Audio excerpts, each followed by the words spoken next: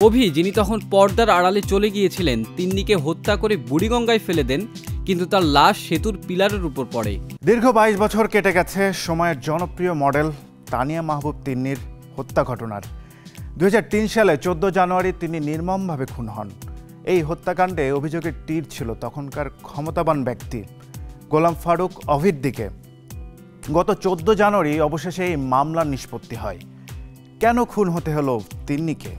কেনই বা 22 বছর অপেক্ষা করতে হলো মামলার রায় পেতে? বিস্তারিত জানব।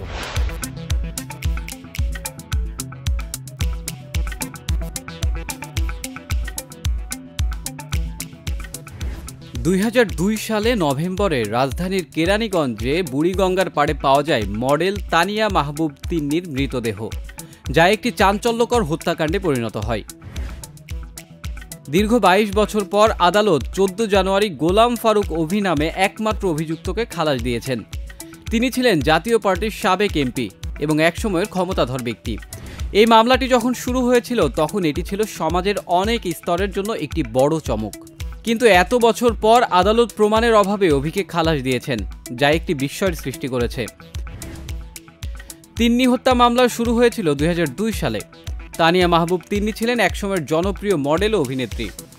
তার সঙ্গে গোলাম ফারুক অভির সম্পর্ক ছিল, তবে তা খুব একটা সুখকর ছিল না। তিন্নি হত্যাকাণ্ডের আগে 2002 সালের 6 নভেম্বর তার স্বামী শাফকাত হোসেন পিয়ালের সঙ্গে সম্পর্ক ছিন্ন করতে বাধ্য করেন অভি। এরপরেই তিন্নি অভিকে বিয়ে করার জন্য চাপ প্রয়োগ করতে থাকে, কিন্তু অভি তা অস্বীকার করলে তিন্নি বিষয়টি সাংবাদিকদের কাছে ফাঁস করার হুমকি দেন। এভাবেই 10 নভেম্বর রাতে ঘটনার পরবর্তী চাঞ্চল্যকর পরিণতি ঘটে। অভি, যিনি তখন পর্দার আড়ালে চলে গিয়েছিলেন, তিন্নিকে হত্যা করে বুড়িগঙ্গায় ফেলে দেন, কিন্তু তার লাশ সেতুর পিলারের উপর পড়ে, যা পরদিন সকালে পত্রিকায় প্রকাশ পায়। পরবর্তীতে তিন্নির পরিবার তার লাশ শনাক্ত করেন এবং হত্যা মামলা হয়। এই মামলার তদন্তভার প্রথমে সিআইডি হাতে নেয়। 2008 সালে চার্জশিট দাখিলের পর 2010 সালের 14 জুলাই অভিযোগ গঠন হয়। মামলায় মোট 41 জন সাক্ষীকে হাজির করা হয়েছিল, কিন্তু রাষ্ট্রপক্ষ এমনকি সিআইডির তদন্তকারী কর্মকর্তা কোনো সুস্পষ্ট প্রমাণ আদালতে উপস্থাপন করতে সক্ষম হননি। বিচারক মোসাম্মদ শাহিনুর আক্তার রায় ঘোষণার সময় বলেন, রাষ্ট্রপক্ষ আসামির বিরুদ্ধে যথেষ্ট প্রমাণ হাজির করতে ব্যর্থ হয়েছে এবং অভিকে খালাস দেন তিনি।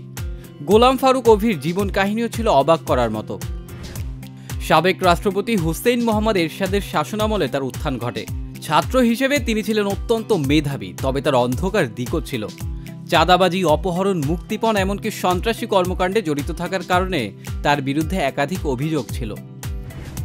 90-এর গণ আন্দোলনে চরম চাপে পড়েন তিনি, কিন্তু শীঘ্রই গ্রেপ্তার হওয়ার পর মুক্তি পান। এরপর তিনি ঢাকা বিশ্ববিদ্যালয় ক্যাম্পাসে ত্রাসের রাজত্ব কায়েম করেন এবং পরবর্তীতে বিদেশে পাড়ি জমান। তিন্নি হত্যা মামলার রায় ঘিরে দীর্ঘ বছর বিচারাধীন থাকা মামলার নিষ্পত্তি হলেও গোলাম ফারুক অভির খালাস কিছু প্রশ্ন রেখে যায়।